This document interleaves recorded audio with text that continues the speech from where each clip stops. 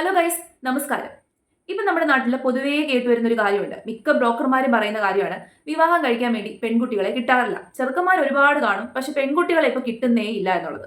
സത്യത്തിൽ പെൺകുട്ടികളെ കിട്ടാഴികയല്ല, പെൺകുട്ടികൾക്ക് വിവാഹത്തോട് പേടിയാണ്.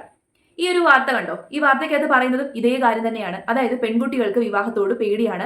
അതുകൊണ്ട് തന്നെ വിവാഹ ജീവിതത്തിൽ നിന്ന് പെൺകുട്ടികൾ വിട്ടു നിൽക്കുന്നു എന്നുള്ളത് മാട്രിമോണിയൽ സൈറ്റിൽ നിന്നുള്ള ഇത് വെച്ചാണ് ഈ ഒരു റിപ്പോർട്ട് തയ്യാറാക്കിയിരിക്കുന്നത്. ഈ ഒരു റിപ്പോർട്ടിനകത്ത് 3 ഫോബിയാസിനെ കുറിച്ച് പറയുന്നുണ്ട്. പെഡോഫോബിയ, ടോക്കോഫോബിയ, ഗ്യാമോഫോബിയ. അതായത് ഈ 3 പേടികൾ കാരണമാണ് സ്ത്രീകൾ എന്തിന് തയ്യാറാകാത്തത്, വിവാഹത്തിന് തയ്യാറാകാത്തത്. ഈ 3 ഫോബിയകൾ ഏതൊക്കെയാണ് നിങ്ങൾ കേൾക്കണം. പെഡോഫോബിയ എന്ന് പറയുന്നത് കുഞ്ഞുങ്ങളെ വളർത്താനുള്ള മടി. രണ്ടാമത്തേത് ടോക്കോഫോബിയ, കുഞ്ഞുങ്ങളെ ഗർഭം ധരിക്കാനുള്ള മടി.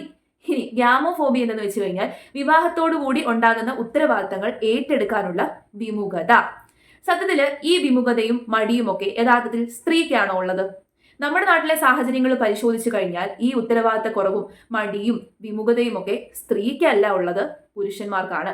സത്യത്തില് ഈ പേടികൾ കൊണ്ടൊന്നുമല്ല സ്ത്രീകൾ വിവാഹത്തിൽ നിന്ന് വിട്ടു നിൽക്കുന്നത്, പേടി കൊണ്ട് തന്നെയാണ്. പക്ഷെ പേടിക്ക് കാരണം എന്താണ്? നമ്മുടെ നാട്ടിൽ ഇപ്പൊ കാണുന്ന ഒരുപാട് കാര്യങ്ങൾ നിങ്ങൾ കേൾക്കുന്നതാണ്. ഗാർഹിക പീഡനം, സ്ത്രീധന പീഡനം, സ്ത്രീധനം കുറഞ്ഞതിന്റെ പേരിൽ എത്ര പെൺകുട്ടികളെയാണ് കേരളത്തിൽ തന്നെ കൊന്നു കളഞ്ഞത്. എന്താ, കൊന്നു കളഞ്ഞ കൊലപാതകികൾക്ക് പ്രത്യേകിച്ച് നല്ല ശിക്ഷയൊന്നും കിട്ടിയില്ല എന്നുള്ളതാണ് ഒരു യാഥാർത്ഥ്യം. അപ്പൊ സ്ത്രീധന പീഡനം, ഗാർഹിക പീഡനം, മെന്റൽ ടോർച്ചറിങ്, ഇനി വേറൊരു സംഭവമുണ്ട്, മാരിറ്റൽ റേപ്പ് എന്ന് പറയും. അതായത് ഈ റേപ്പ് എന്ന് പറയുന്ന സംഭവത്തിനെ മാരേജിന് ശേഷം നടക്കുന്നതാണെങ്കിൽ മിക്ക ആൾക്കാരും കാര്യമായിട്ടൊന്നും എടുക്കുന്നില്ല. ഇപ്പൊ ഒരു 10-12 വർഷമേ ആയിട്ടുള്ളൂ ഈ മാരിറ്റൽ റേപ്പ് ഇല്ലീഗൽ ആക്കിയിട്ട്. അപ്പൊ മാരിറ്റൽ റേപ്പ് എന്ന് പറയുന്നത് വിവാഹത്തിന് ശേഷവും സ്ത്രീയുടെ കൺസെന്റ് ഇല്ലാതെ പുരുഷൻ ബലപ്രയോഗത്തോടു കൂടി അവളെ സെക്ഷലി ഉപയോഗിക്കുന്നതിനാണ് ഈ മാരിറ്റൽ റേപ്പ് എന്ന് പറയുന്നത്. മാരിറ്റൽ റേപ്പ് ധാരാളമുണ്ട്. പ്രത്യേകിച്ച് ഇന്ത്യയിലെ സാഹചര്യത്തിൽ മാരിറ്റൽ റേപ്പ് ഇഷ്ടം പോലെയുണ്ട്. 50% മാരിറ്റൽ റേപ്പുകൾ നടക്കാറുണ്ടെന്നാണ് പറയുന്നത്. ഫാമിലി എന്ന് പറയുന്ന ഈ മാരേജ് എന്ന് പറയുന്ന ഈ ഒരു ഇൻസ്റ്റിറ്റ്യൂഷനിൽ. അപ്പൊ ഇത്തരത്തിലുള്ള കാര്യങ്ങൾ പേടി തന്നെയാണ്. എത്ര സ്ത്രീകളെയാണ് കൊലപ്പെടുത്തുന്നത്, എത്ര സ്ത്രീകളെയാണ് ഉപദ്രവിക്കുന്നത്. ഇനി ഉത്തരവാദിത്വം എന്ന് പറയുന്നു, വിവാഹത്തിന് ശേഷം നാട്ടിലെ, വീട്ടിലെ, സമൂഹത്തിലെ മൊത്തം ഉത്തരവാദിത്വം എടുത്ത് സ്ത്രീയുടെ തലയിലോട്ട് മാത്രം വെക്കുകയാണ്. ആ ഫാമിലിയിലെ, ആ വീട്ടുകാരുടെ എല്ലാ കാര്യങ്ങളും, എല്ലാ ഉത്തരവാദിത്വവും എല്ലാം കൂടി ഈ സ്ത്രീയുടെ തലയിലോട്ട് എടുത്ത് വെക്കുകയാണ്. ഈ പുരുഷന്മാരെ ഈ അന്വേഷിച്ചു കൊണ്ടുവരുന്നു എന്ന് പറയുന്ന ഒരു പദമുണ്ട്. ഈ അന്വേഷിച്ചു കൊണ്ടുവരുന്നു എന്നുള്ളത് സത്യമാണ്. പക്ഷെ ഇപ്പോഴത്തെ കാലത്ത് സ്ത്രീകൾക്കും പുരുഷന്മാർക്കും ഒരേപോലെ ജോലിയുണ്ട്. പക്ഷെ ജോലി ഉണ്ടെങ്കിൽ പോലും ജോലി ചെയ്യാൻ പോകുന്ന ഒരു സ്ത്രീ ആ വീട്ടിലുള്ള സകലമായ പണിയും എല്ലാ ജോലിയും എല്ലാ ഉത്തരവാദിത്വവും നിർവഹിച്ചിട്ടായിരിക്കും ജോലിക്ക് പോകുന്നത്. പക്ഷെ നേരെ മറിച്ച് ജോലിക്ക് പോകുന്ന പുരുഷനോ, നേരെ രാവിലെ എഴുന്നേൽക്കുക, ഫ്രണ്ടിൽ ഫുഡൊക്കെ കാണും, അത് കഴിക്കുക, പോവുക. എല്ലായിടത്തെ സാഹചര്യം ഇതല്ല, പക്ഷെ മിക്കയിടത്തെ ഇപ്പോഴും ഇതേ സാഹചര്യത്തിലാണ് തുടർന്നു പോകുന്നത്.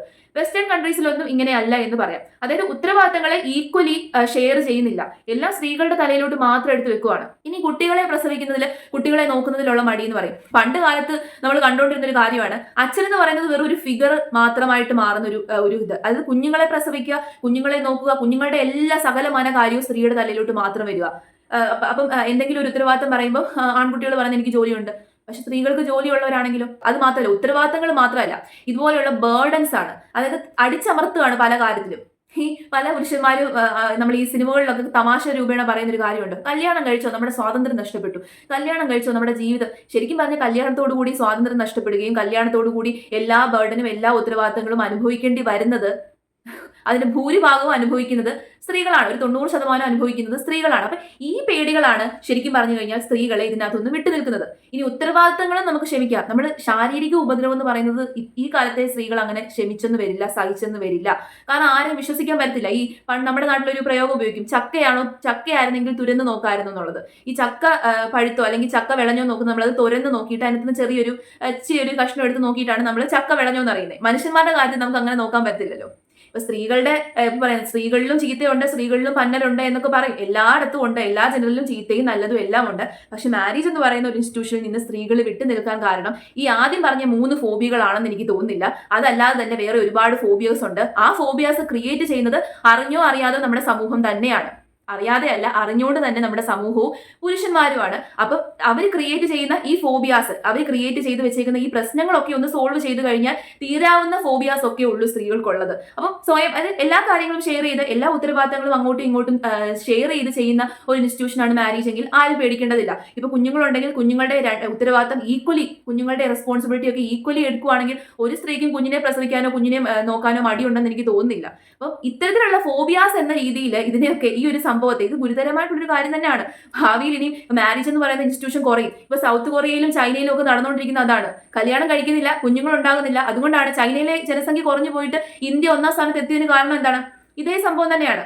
സൗത്ത് കൊറിയയിലെ കാര്യം എന്താണ്? സൗത്ത് കൊറിയൻസ് ഒക്കെ ഇനി ഒരു 10-20 വർഷം കഴിഞ്ഞു കഴിഞ്ഞാൽ ആ ഒരു ആൾക്കാരെ കാണാനില്ലെന്നാണ് പറയുന്നത്, കാണാതാവുമെന്നാണ് പറയുന്നത്. കാരണം അവിടെ വിവാഹം നടക്കുന്നത് കുറവാണ്, കുഞ്ഞുങ്ങൾ ജനിക്കുന്നത് കുറവാണ്. അപ്പം ഈ പേടികളൊക്കെ സ്ത്രീകളുടെ ഉള്ളിൽ ക്രിയേറ്റ് ചെയ്തത് ഈ ഒരു സൊസൈറ്റിയാണ്. സൊസൈറ്റി മാറുന്നതോടുകൂടി ഈ പേടികളും മാറും, ഈ പ്രശ്നങ്ങളെല്ലാം സോൾവ് ആവും. ഇപ്പൊ ഈ ഒരു റെസ്പോൺസിബിലിറ്റി ഈക്വലി ഒക്കെ ഏറ്റെടുക്കുന്ന ഇപ്പൊ നമ്മൾ സെലിബ്രിറ്റീസിന്റെ ഒക്കെ വീടുകളിലൊക്കെ ഇതൊക്കെ കണ്ടിട്ടുണ്ട്. പക്ഷേ യഥാർത്ഥത്തിൽ നമ്മുടെ സാധാരണക്കാരുടെ ജീവിതത്തിൽ ഇതൊന്നും ഇപ്പോഴും കടന്നു വന്നിട്ടില്ല. ആ ഒരു പേടി കൊണ്ടാണ് ഇത്തരത്തിലുള്ള പ്രശ്നങ്ങളും ഇത്തരത്തിലുള്ള ദുരിതങ്ങളും ഒക്കെ അനുഭവിക്കുന്നത് കൊണ്ടാണ് സ്ത്രീകൾക്ക് പേടിയുള്ളതും സ്ത്രീകൾ വിവാഹത്തിൽ നിന്ന് വിട്ടു നിൽക്കുന്നതും.